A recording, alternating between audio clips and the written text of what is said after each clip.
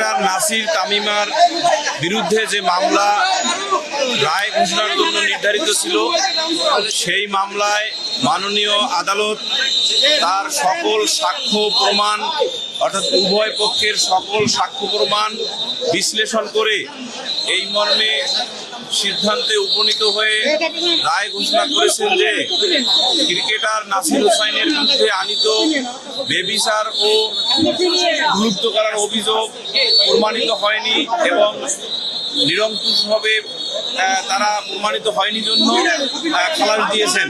একই সাথে এই মামলার অপর আসামি তামিমা সুলতানা, তার বিরুদ্ধে আনীত যে অভিযোগ সেগুলো বাদী প্রমাণ করতে পারেননি জন্য তাকেও এই মামলা হতে বেকসুর খালাস দিয়েছেন।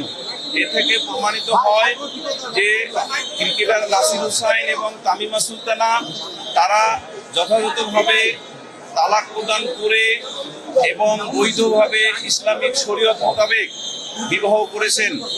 মহামান্য উচ্চ আদালতের একটি রায় মাননীয় আদালত করে শুনিয়েছেন তার ফাইন্ডিংসে, সেটি হলো যে শুধুমাত্র ইউনিয়ন কাউন্সিলের যে চেয়ারম্যান তার নিকট নোটিশ না পৌঁছানো মানে এই নয় যে তাদের মাঝে তালাক হয় নাই, অর্থাৎ স্বামী স্ত্রী মানে তালাক হবে না। এটা উচ্চ আদালত অর্থাৎ আপিল বিভাগ ওই রায়ে বলেছেন যে স্বামী স্ত্রীর মধ্যে কন্ডাক্টটাই হলো আসল, অর্থাৎ আচরণটাই হলো আসল।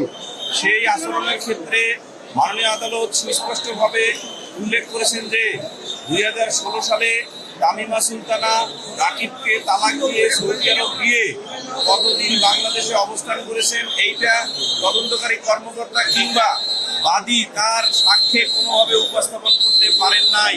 ফলে এই মামলায় ক্রিকেটার নাসির হোসাইন এবং তামিমা সুলতানা বেকসুরভাবে খালাসপ্রাপ্ত হয়েছেন এবং তারা ন্যায় বিচার পেয়েছে।